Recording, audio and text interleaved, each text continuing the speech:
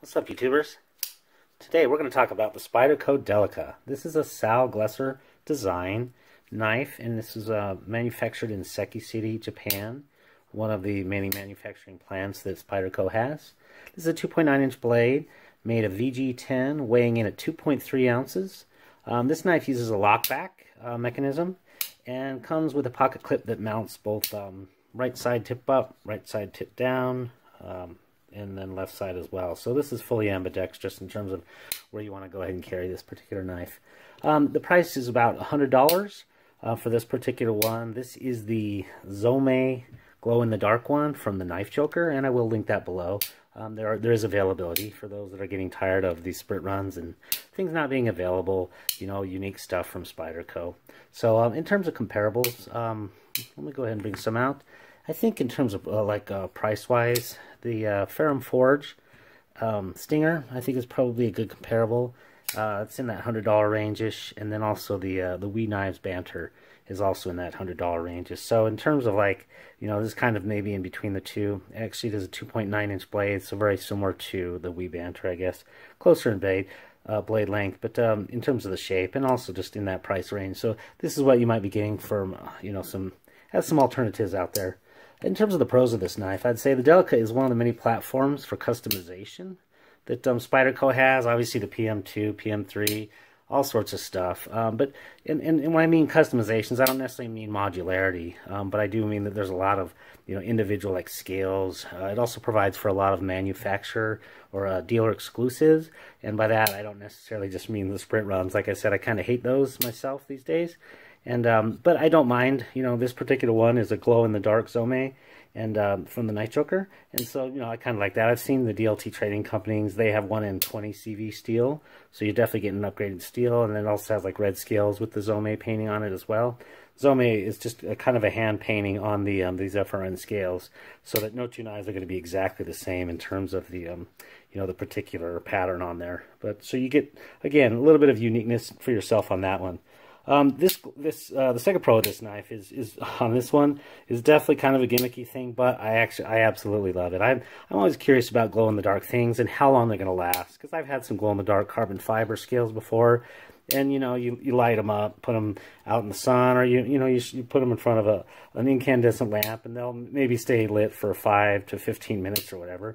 But these I'll go ahead and demonstrate it actually at this point in time. Turn that off. I'll just take a little spot. A lot of times on these glow-in-the-darks, you'll get this nice pretty glow, and this one does have a nice pretty glow. And of course, that intensity does fade over some time. But I actually kind of set this out underneath basically my bathroom light, which is an incandescent, and I let it just sit there for 5 minutes per side.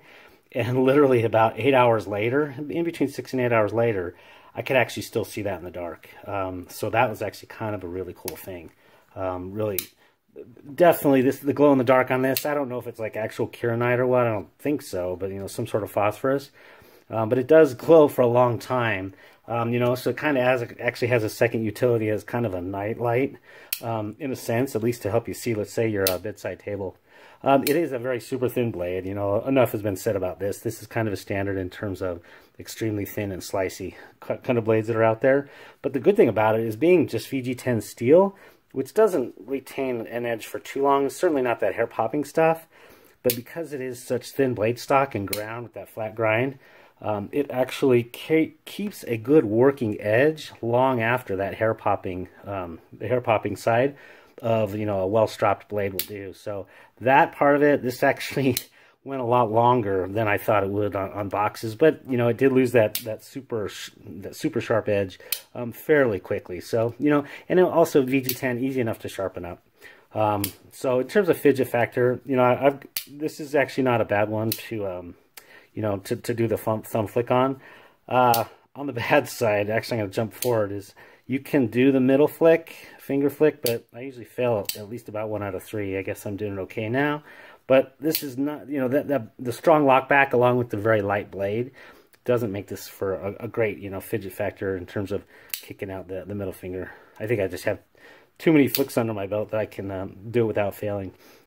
This is a really good trainer, this Spidey hole, for you know, I gave it to my kid, and it was obviously very intuitive. I just said, how would you open this? And, you know, she basically picked it up and rolled it with her thumb, and it was kind of a good, you know, good size for training somebody on the Spidey hole, certainly on the thumb roll portion of it. So I think that's kind of a good thing. You know, it provides an alternative to something like the Tenacious, you know, and it's a little bit smaller than that knife, or, well, a fair bit smaller than that. So they're really good at that. And then the last thing I thought was really good pro of this one is at 2.3 ounces, you know, it's got a decent amount of blade length, but they actually did mill out.